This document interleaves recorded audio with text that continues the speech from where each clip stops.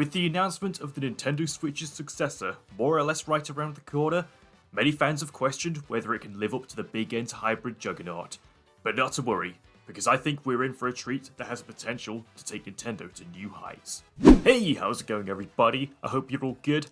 My name is Peter Gargan, and for this video, I'll be discussing my thoughts on the potential of Nintendo's next console, which will be revealed by the end of the next fiscal year. Without further ado, let's get straight into it. To start things off, we have to look back at the legacy that the Switch has left behind, and the seemingly high pressure that its follow-up is under when it comes to being a worthy successor. In the aftermath of the Wii U's commercial underperformance, thanks to a variety of factors that I think every YouTuber has already analysed to death at this point, many were skeptical if Nintendo were going to turn things round with their hybrid console. Leading up to its release, there were concerns regarding it still being underpowered compared to the other consoles on the market, Nintendo charging for online play for the first time, and the limited lineup at launch, among a few other factors. However, over the years, these concerns would be greatly outnumbered by the insane sales performances time and time again, surpassing the Wii U's lifetime sales in just under a year, and eventually paving its way to become the third highest selling console in the history of video games, currently only outranked by the DS and PS2, as of November 2023. So, what went well? Well, I'm no business expert, but as a longtime Nintendo fan, I can attribute its phenomenal success to its hybrid nature, giving consumers the option of playing home console quality games on the TV, or being able to take them on the go in portable mode. Not only is this an appealing concept within itself, but it has allowed Nintendo to combine their library of games into one system, rather than having to divide production between two systems at a time, like what they did with the 3DS and the Wii U, essentially doubling the content output. For example, main series Pokemon titles have pretty much been shackled to handheld devices like the Game Boy and DS, while special occasions like the next big 3D Zelda adventure were reserved for home consoles. Sure, in the latter case, we've seen 3DS remakes of the N64 duology, but that actually proves my point further, as they could be regarded as early experiments to see if home console gaming had a lucrative future in portability. The Switch allows these games of varying distribution to share the same home, which is why I think Nintendo have managed to carve its own niche in the gaming hardware market as the go-to manufacturers of hybrid consoles. Therefore, the next system will most likely follow in the Switch's footsteps and be another hybrid.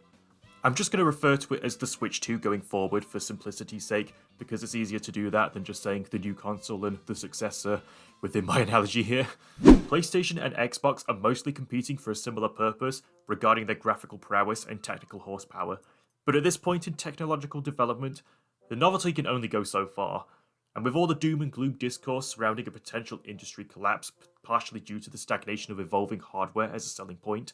Nintendo has the potential to pave the way for prosperity by continuing to stay in their blue ocean lane, much like how the Wii was also a tremendous success for not trying to directly compete for power. This can result in games taking less time to develop, therefore seeing consistent and diverse releases throughout.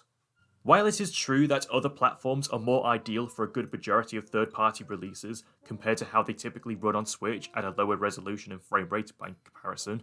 the Switch 2 is likely to have the extra power necessary to improve their playability regardless, and Nintendo's design philosophy has mostly revolved around the actual gameplay behind their first-party offerings, rather than the more immersive and cinematic approaches we see elsewhere in the industry. Not that there's anything wrong with that, of course, but you can always count on the likes of Mario Kart for guaranteed couch multiplayer fun, or the thrill of adventure and exploration with Zelda and Metroid, and the Switch generation has demonstrated that Nintendo have fully embraced their strengths, with several of the console's entries being record breakers in terms of being the best-selling game of their respective franchises. Something else that I think will work in the Switch 2's favour is the likelihood that it will be backwards compatible with Switch software if it does indeed iterate on the hybrid approach, potentially leaving room for entirely original games, when the original Switch throughout its lifetime admittedly relied on enhanced ports of Wii U titles. For example, we technically haven't had an actual original Mario Kart for consoles in over 10 years, as Mario Kart 8 was originally released on the Wii U in 2014, and was ported to Switch in the form of Deluxe 3 years later, only to get doubled in size with the DLC that was added over the past couple of years to keep the game consistently fresh throughout the Switch's entire lifespan. Granted, we've had Mario Kart Tour and Home Circuit, but I'm not so sure if I want to count them in terms of being the next big release in the series. They're kind of spin-offs of a spin-off. Spin-offception. As another example of something that illustrates my point, we also haven't seen a new Donkey Kong game in the same time frame, due to Tropical Freeze being a Wii U port, and Mario vs Donkey Kong being a remake of a Game Boy Advance title. And with the heavy promotion that DK has seen outside of gaming media recently, such as being the next attraction being added to Super Nintendo World, as well as playing an important role in a Super Mario Bros. Movie, his next big entry is inevitable, and is likely being reserved for a grand reveal as one of the new system's enticing early exclusives. It is for this reason that we'll probably not have to worry about the existing Switch library being ported one by one in favour of original releases, waiting around for those that skipped it to catch up with what came prior before we start getting anything new, which was kind of how I felt about the Switch early in its life cycle, especially during 2018. Nintendo also continues to embrace the rising popularity of independent developers, with the hybrid nature of the Switch making it a very appealing system for smaller scale games to develop for, and with the current discourse surrounding the AAA titles of today being rather unfavourable, indie games took the whole actions speak louder than words mentality on board and have been winning gamers over, simply by releasing very well designed games that consistently reach critical acclaim, not to mention being made by people who grew up as fans of the classics that were inspired to share their own creations to the world that come from a place of passion and integrity. And with Nintendo getting involved in heavily promoting their efforts, they have built an ideal relationship that I think will carry on over to the Switch too, meaning we will get several more excellent indie games to look forward to if Nintendo's first-party output isn't quite enough to kick things off.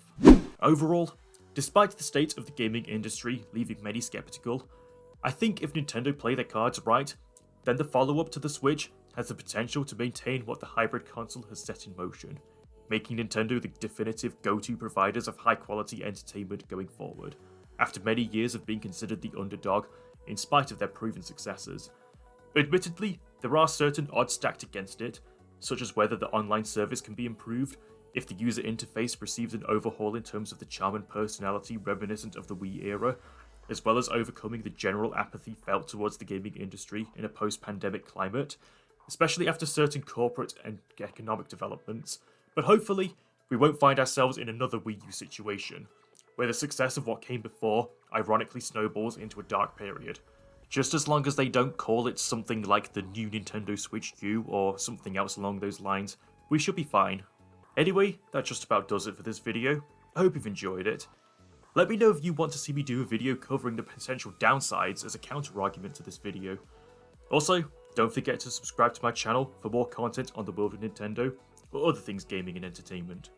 Thank you so much for watching, and until next time, see you later.